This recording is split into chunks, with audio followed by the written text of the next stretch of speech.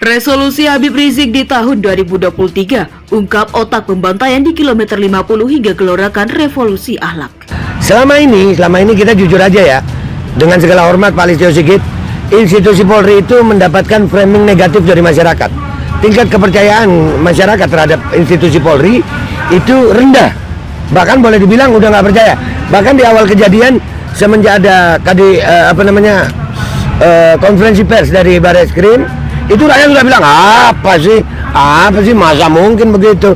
Artinya kepercayaan masyarakat itu rendah gitu. Yang bilang bahwa penyidik-penyidik itu sudah sesuai jalur itu adalah seorang yang namanya Brigjen Hendra Kurniawan. Ya, Hendra itu adalah Karopaminal yang kemarin ternyata juga masuk dalam rekayasa penyidikannya Brigadir J. Ya, di sini ini sangat disayangkan karena kenapa? Kita mengalami sendiri dari LQ sudah ada puluhan laporan propam yang tidak ditindaklanjuti sama sekali oleh propam. Ini mengundang pertanyaan publik. Ini menimbulkan ketidakpercayaan publik atau rakyat terhadap aparat. Ya contohnya tadi, TKP dimusnahkan. Bahkan CCTV di tempat itu bisa mati sekian jam. Padahal di TKP itu banyak saksi yang sudah ditemuin oleh tim TP3. Kemudian kondisi jenazah. Saya pernah ngalami baku tembak. Memang saya nggak pernah baku tembak di dalam mobil, belum pernah saya ngerasakan gitu. Tapi masa ada korban seperti itu? Belum lagi diotopsi tanpa izin keluarga. Begitu banyak peluru yang umumnya sasarannya adalah dada. Mari bersikap konsisten. Tunjukkan bahwa Anda memang Kapolri yang concern dengan pembunuhan IKM 50 tersebut, dan novum sudah sangat berlebih-lebihan untuk dilakukannya segera penyelidikan mulai dari awal atas kasus tersebut. Unit yang sama yang menangani kilometer 50 itu adalah, saya tahu banget, Kamnek.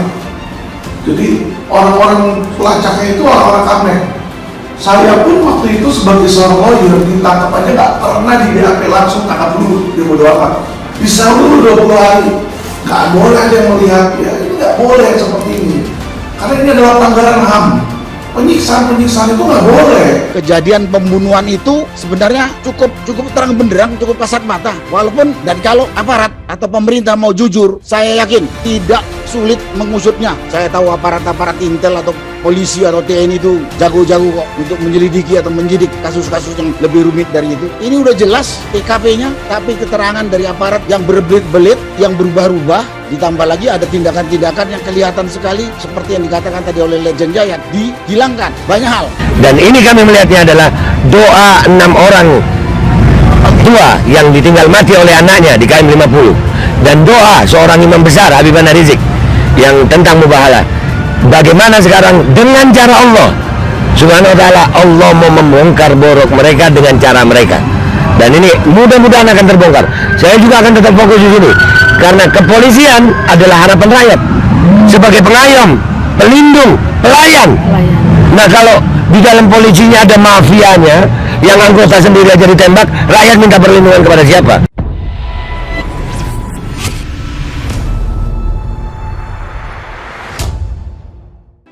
Resolusi Habib Rizik di tahun 2023 ungkap otak pembantaian di kilometer 50 hingga gelorakan revolusi akhlak.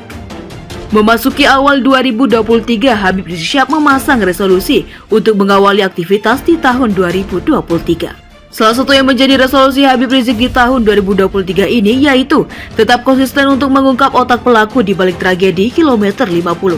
Demikian disampaikan pengacaranya Aziz Yanuar saat dihubungi pojok1.id pada Senin 2 Januari 2023. Resolusi HRS tetap konsisten ungkap kasus kilometer 50 sampai tuntas karena ini tolak ukur kejujuran dan keadilan, kata Aziz. Aziz Yanuar juga menyampaikan resolusi HRS lainnya di tahun 2023 ini yaitu tetap melanjutkan gerakan revolusi akhlak dengan cara-cara berakhlak. Apalagi kata Aziz Yanuar di tahun 2023 merupakan awal masa tahun politik menjelang Pilpres 2024 mendatang. Lanjutkan revolusi akhlak dengan cara-cara berakhlak untuk Indonesia yang bermartabat, berkeadilan dan anti penindasan, tegasnya. Seperti diketahui, kasus pembunuhan 16 laskar FPI terjadi pada Desember 2020 di Jalan Tol Jakarta Cikampek kilometer 50. Anggota laskar FPI terlibat aksi kejar-kejaran dan baku tembak dengan anggota kepolisian dari Polda Metro Jaya. Jaksa menyebut anggota laskar FPI ditembak dari jarak dekat oleh 3 anggota Polda Metro Jaya, yakni almarhum Ibda Elwira Priyadi Z, Bribtu Fikri Ramadan, dan Ibda Muhammad Yusmin Ohorela. Majelis Hakim Pengadilan Negeri Jakarta Selatan kemudian memutus melepas terdakwa Bribtu Fikri Ramadan dan Ibda Yusmin Ohorela. Hakim menyatakan bahwa unsur-unsur pidana yang didakwakan terbukti dilakukan pelaku. Adapun kasus kilometer 50 kembali mencuat di publik usai adanya peristiwa pembunuhan Brigadir Joshua. Kasus kilometer 50 dinilai mirip dengan pembunuhan berencana dan skenario yang diduga diotaki mantan Kadif Propam Polri Irjen Ferdy Sambo itu. Berkaitan dengan kasus ini yang sudah dilaporkan kepada Presiden dan sekarang ini kita tindak lanjuti apa yang saya Presiden, apalagi ada pernyataan dari Menko Polhukam bahwa ini cuman imajinasi atau TP3 tidak memberikan laporan dan sebagainya, itu menusuk hati orang-orang yang berpendidikan. Padahal saya punya rekaman yang namanya Mahfud MD sebelum jadi menteri, dia mengatakan janganlah hukum dipakai sebagai alat. Ada rekamannya waktu yang namanya Mahfud MD itu memberikan tausiah pada satu ceramah agama. Sekarang Bapak itu sebagai menteri, mudah-mudahan hukum itu diperlakukan dengan adil. Yang perlu saya sampaikan di sini, janganlah bapak-bapak dan aparat menganggap bahwa rakyat itu buta, tuli dan tolol. Ya, cuman peristiwa ini telah membuat rakyat itu akhirnya melihat. Kenapa peristiwa ini lama? Karena sebenarnya kita melihat ini, berarti di institusi Polri itu ada dua kekuatan besar. Ada ini kuat sama kuat, makanya lama. Kejadian itu versi polisi adalah orang FPA pengawal Habib itu mobilnya dua, Chevrolet Spin sama satu Xenia. Yang nguber tiga mobil kan. Menurut pihak kepolisian, si pengawal ini mobilnya platnya KJD. Saya baca di putusan kalau nggak salah seperti itu. Buntutnya ya KJD buntutnya B bla bla bla KJD. Nah, fakta menurut saksi-saksi yang ada di situ, yang ada di mobil ini, mereka nggak pakai itu KJD. Mobil mereka platnya bukan itu. Justru yang membututi itu ada plat K, depannya K bukan B ya. Kemudian plat yang belakangnya PWQ, plat yang belakangnya KJD. Kejadian apa yang terjadi di KM 50, saudara. Kemudian dipaksa untuk menghapus isi rekamannya. Itu juga merupakan, saudara, aparat menggunakan wewenang untuk menghilangkan barang bukti. Kenapa harus dihapus? Karena rekaman warga itu dan CCTV itu menjadi bukti bahwa 6 laskar FPI, 6 pengawal kami saat di KM 50 6-nya masih hidup. Bukan sudah mati, sudah.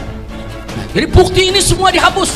Jangan sampai ada bukti kalau di KM 50 semua masih hidup. Seolah-olah 6-6-nya mati dalam menembak dengan petugas. Ini namanya membuat skenario untuk merekayasa kasus. Tapi gagal. Kenapa? Ternyata banyak warga memberikan kesaksian, saudara. Dan itu direkam oleh Tempo, dibuat film. Bagaimana warga memberikan kesaksian bahwa 6 laskar FPI masih hidup. Hanya yang 2 terluka, digotong, sedangkan yang 4 masih sehat, segar, bugar. Jadi mereka berusaha untuk menghilangkan bukti, ternyata Allah jaga, buktinya masih ada. Kedua, budaya kekerasan. Budaya kekerasan ini menurut saya harus dihentikan dalam institusi Polri.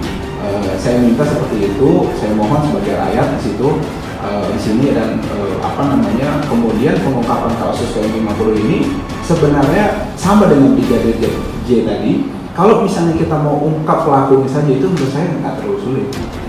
Yang kita harus ungkap tadi, bongkar rekayasanya, seperti apa sih hanya merekayasa ini semua, gitu loh. Bisa jadi di copy paste sebelum-sebelumnya gitu loh maksud saya.